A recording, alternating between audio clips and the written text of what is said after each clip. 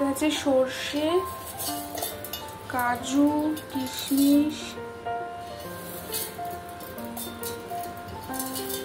এটাকে পেস্ট করা হবে ফর ম্যারিনেশন। মাছটা কি দিয়ে ম্যারিনেশন করেছো মা?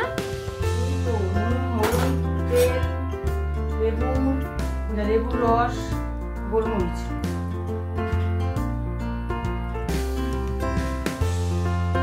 আধ ঘন্টা ম্যারিনেশন করে রেখেছো না?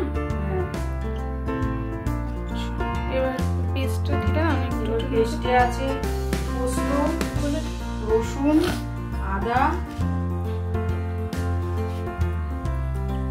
পেস্টটা তো দেখালাম আগের বারে যে কি কি আছে পেস্টের মধ্যে, তার মধ্যে কাঁচা লঙ্কা অ্যাড হয়েছে শুধু।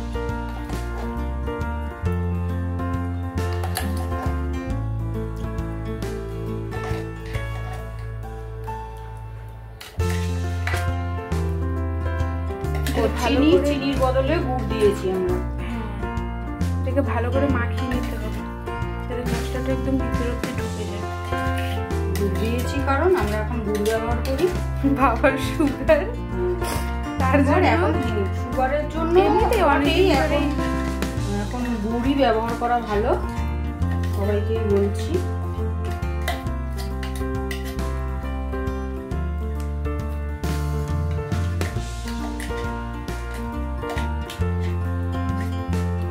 এবার একটু সরষের তেল আগে দিয়েও মাখিয়ে রেখেছিলাম, আবার এখন একটুখানি দিলাম।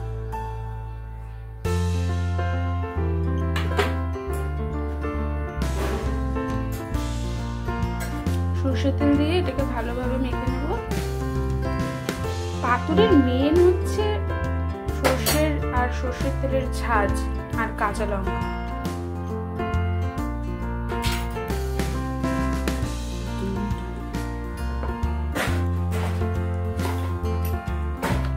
মাখা কমপ্লিট হয়ে গেছে।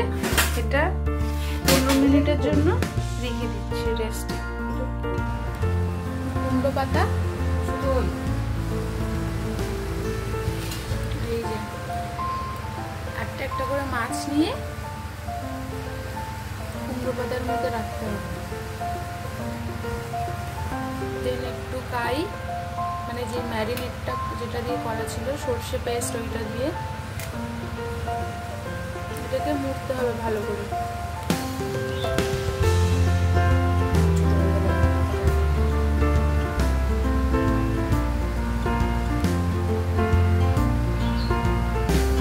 ভালো হয়ে গেছে, এইভাবে বেঁধে নিতে হবে।